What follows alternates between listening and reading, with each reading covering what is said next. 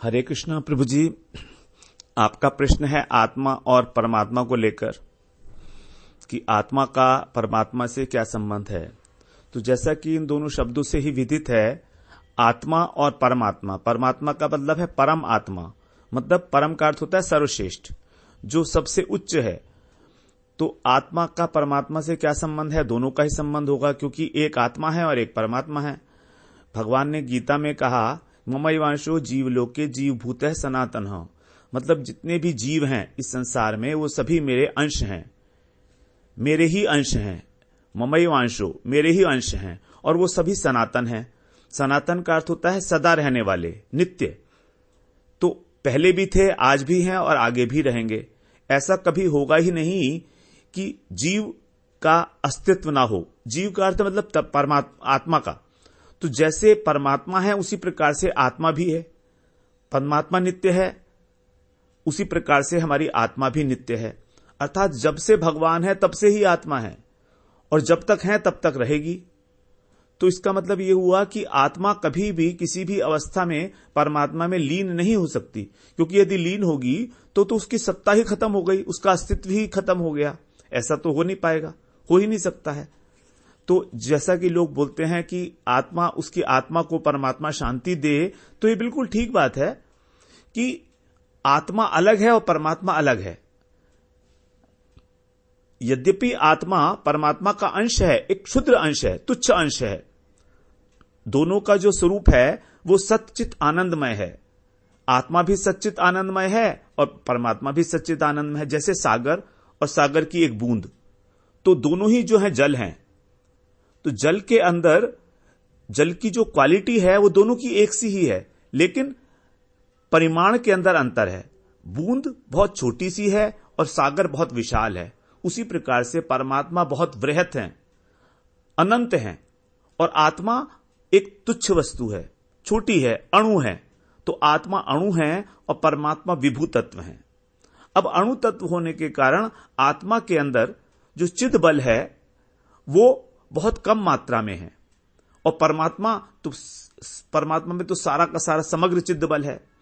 अब ये आत्मा क्योंकि भगवान का अंश है, इसलिए इसका एकमात्र एक ही कर्तव्य है।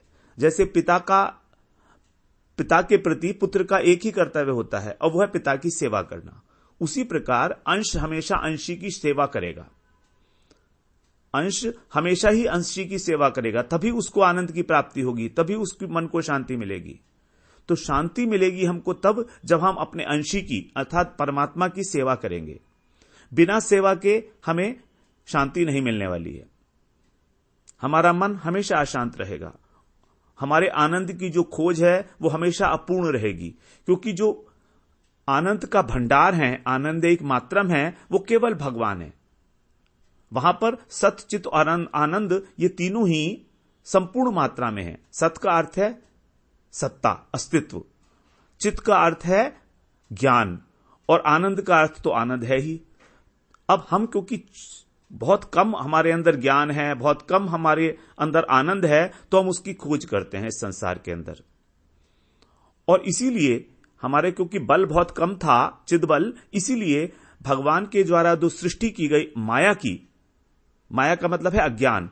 तो इस अज्ञान ने, इस माया ने हमको आकर अपने वश में ले लिया। तो जिस समय आत्मा प्रकाशित हुई, यह समय की वो बात नहीं है, क्योंकि समय तो अनंत काल से है। तो अनंत काल से ही आत्मा जब भगवान से अलग नहीं हुई है बिल्कुल भी, क्योंकि जब से भगवान है तब से है आत्मा।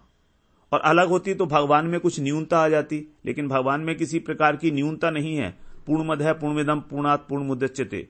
भगवान पूर्ण है, पूर्ण में से पूर्ण निकलता है तो भी पूर्ण ही शेष रहता है। तो इस प्रकार से आत्मा का एक ही कर्तव्य है कि आत्मा परमात्मा की सेवा के योग्य हो जाए। अभी वो क्या कर रही है? इस संसार की सेवा कर रही है।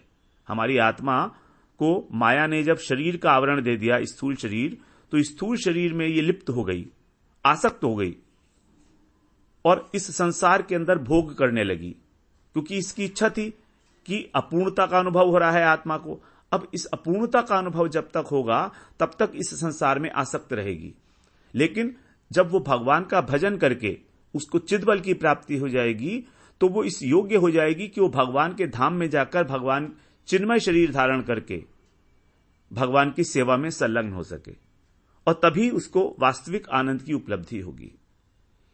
तो यहां पर जो हमें आनंद मिल रहा है विषय इंद्रियों संयोगात, विषयों का जब इंद्रियों से संयोग होता है तो हमको जो आनंद मिल रहा है यह अत्यंत क्षुद्र है, परिमाण में नश्वर है, लेकिन भगवान की जो सेवा का आनंद है वो शाश्वत आनंद है, परमानंद है। तो इस प्रकार से हमें आत्मा और परमात्मा के संबंध को जानना आवश्यक है। दोनों में अभेद है तात्विक दृष्टि से, स्वरूप की दृष्टि से, लेकिन भेद अनंत हैं। अभेद एक ही है, अभिन्नता एक ही है, और भेद बहुत सारे हैं। इसीलिए आत्मा का परमात्मा से पृथक अस्तित्व है, लेकिन फिर भी क्योंकि वो अंश है इसलिए उसको एक ही कहा जाता है। जैसे पुत्र पिता का अंश है, अलग है, लेकिन फिर भी एक घर में फैमिली में रहने के कारण उसको उसकी अलग से काउंटिंग नहीं होती, केवल एक ही सत्ता वर्तमान है, पिता की सत्ता, और पिता की सत्ता से ही सारे परिवार की सत्ता है। उसी तरह से भगवान की सत्ता से ही सारे जीव मात्र की सत्ता है। इसलिए हम अपने को पृथक मान नहीं सकते क्योंकि हम उनके अंश हैं। तो अंश कभी भी अंशी से अलग नहीं होता है, लेकिन सेवा करने के लिए अंश को अलग होना ही होता है। जैसे कि हनुमान जी जब अयोध्या में लंका को लौटकर राम आए तो राम जी ने सबको कुछ ना कुछ दिया। हनुमान जी को कहा कि मैं तुमसे बहुत प्रसन्न हूं, मैं तुमको मोक्ष दूंगा। तो हनुमान जी अपना कान पकड़ लिए और हाथ जोड़ के बोलते हैं, प्रभु मुझे मोक्ष नहीं चाहिए, क्योंकि मोक्ष की जो एक धारणा है कि हम भगवान में लीन हो जाएंगे, भगवान में मर्ज हो जाएंगे, अगर मर्ज हो जाएंगे तो सेवा कौन करेगा भगवान की। तो हनुमान जी कहते हैं मैं एक क्षण भी बिना सेवा के नहीं रह सकता हूं, इसलिए मुझे मोक्ष नहीं चाहिए, मुझे ये सेवक सेवे भाव ही मेरा जो है ये इंपॉर्टेंट है, मुझे यही रहने दो, बस मैं आपका नित्य सेवक हूं और आप मेरे सेव्य हो। तो इस प्रकार से भक्ति के अंदर जो है सेवक और सेव्य भाव की उपलब्धि होती है। जबकि जो ज्ञान मार्गीय शाखा है अद्वैतवाद वाली, उसके अंदर ऐसा मानते हैं कि आत्मा परमात्मा में लीन हो जाती है, लेकिन कहने के लिए कह दिया जाता है, होती नहीं है। जैसे एक पेड़ के अंदर अगर हरा पक्षी बैठ जाए तो हम कहेंगे कि वो पेड़ में लीन हो गया, तो क्या वो पेड़ में लीन हो गया? नहीं, वो दिखाई नहीं दे रहा है, क्योंकि वो भी हरे रंग का है और पेड़ के पत्ते भी हरे हैं, लेकिन वहां पर अस्तित्व अलग है, उस पक्षी का भी और उस पेड़ का भी। उसी प्रकार से जब हम ये कहते हैं कि आत्मा परमात्मा में लीन हो गई या ब्रह्म में समा गई, तो इसका यह मतलब नहीं है कि हम परमात्मा में जाकर घुस गए उनके अंदर, या परमात्मा ही बन गए या ब्रह्म ही बन गए। ऐसा कभी भी संभव नहीं है, क्योंकि दोनों की अस्तित्व सनातन है। भगवान ने गीता में बड़ा स्पष्ट कहा है कि आत्मा सनातन है, आत्मा सनातन है, आत्मा नित्य है। तो इस बात को हमको ध्यान में रख के और आत्म और परमात्मा तत्व का निरूपण करके ही भगवान की सेवा में संलग्न होने के लिए भगवान का भजन करना ही हमारे लिए परम आवश्यक है। हरे कृष्ण।